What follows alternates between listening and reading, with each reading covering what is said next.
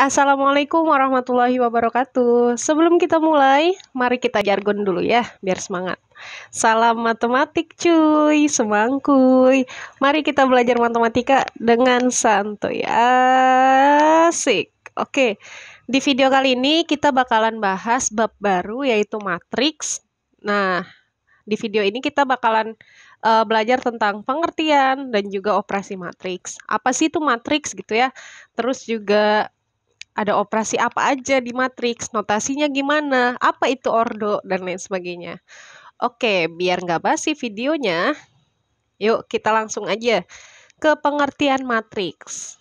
Nah, apa sih yang dimaksud dengan matriks gitu ya? Jadi, matriks itu adalah kumpulan bilangan, simbol atau ekspresi berbentuk persegi atau persegi panjang yang disusun menurut baris dan kolom. Masuknya gimana gitu ya? Nih maksudnya. Jadi kumpulan bilangan di dalam sini nggak cuma bilangan aja ya, bisa simbol kayak misalkan gambar ya, atau mungkin juga huruf gitu ya. Pokoknya ekspresi apapun di sini bisa gitu ya. Berbentuk persegi. Nah, yang bentuknya persegi itu biasanya jumlah baris dan kolomnya itu sama. Seperti yang di matriks yang kedua ini. Tapi kalau matriks berbentuk persegi panjang seperti ini.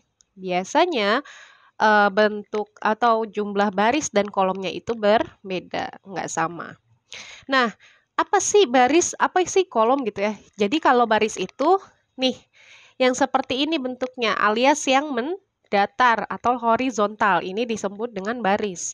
Terus yang kolom itu kayak gimana? Nah, kolom ini yang vertikal gitu ya, yang tegak lurus, itu disebut kolom. Jadi, matriks adalah kumpulan bilangan yang terdiri dari baris dan juga kolom gitu. Bentuknya bisa persegi panjang atau persegi. Nah, biasanya di dalam matriks itu menggunakan kurung biasa seperti ini atau kurung siku gitu ya, yang seperti ini. Tapi kebanyakan biasanya dalam matriks itu menggunakan kurung siku gitu ya. Atau ada beberapa buku yang membahas menggunakan kurung biasa seperti ini. Nah, sekarang gimana notasinya gitu ya? Matriks itu digambarkan dengan apa sih gitu ya? Selain tadi baris dan kolom, biasanya matriks itu dinyatakan huruf kapital gitu. Dan yang elemennya yang tadi di dalam kurung itu gitu ya, itu biasanya digambarkan atau dituliskan dengan huruf non kapital. Nah, kayak gimana nih sih gitu ya? Seperti ini. Nah, yang hijau ini menandakan dia barisnya, baris keberapa. Dan yang merah ini menandakan kolomnya, kolom keberapa. Jadi semisal cara bacanya ya, elemen yang di sini yang saya tunjuk. Artinya apa di sini? Elemen yang terletak pada baris pertama, kolom kedua. Itu maksudnya. Semisal lagi, A23, apa nih A23 gitu ya. Elemen matriks yang terletak pada baris kedua, kolom ketiga, itu maksudnya. Jadi kalau semisal tadi di awal, saya minta, 8 ini elemen siapa? Gitu ya, misalkan ya, 8 ini. 8 adalah elemen di baris pertama, kolom ketiga. Itu maksudnya ya, cara bacanya. Seperti itu. Nah, biasanya matriks itu hurufnya kapital nih. Misalkan bisa A besar, B besar, C besar, atau apapun gitu ya. Yang pasti huruf kapital, seperti itu.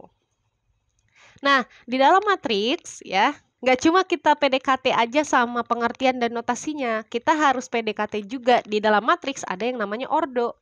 Apa nih ordo gitu ya. Jadi ordo itu adalah ukuran. Garis bawahi ya, ukuran matriks yang terdiri dari berapa baris dan berapa kolom ya. Ukurannya berapa jumlah baris dan berapa jumlah kolom. Nah, biasanya dinyatakan dalam bentuk perkalian seperti ini. Jadi baris kali kolom. Maksudnya gitu. Nah, contohnya begini. Coba kita analisa nih, ada berapa baris dan ada berapa kolom. Kita lihat baris dulu ya. Baris itu yang mendatar ya, horizontal. Berarti ada 1, ada 2. Oh, ternyata di dalam matriks ini ada 2 baris gitu ya. 2 baris. Nah, sekarang kita kolomnya nih, gitu ya. Kita ke kolom.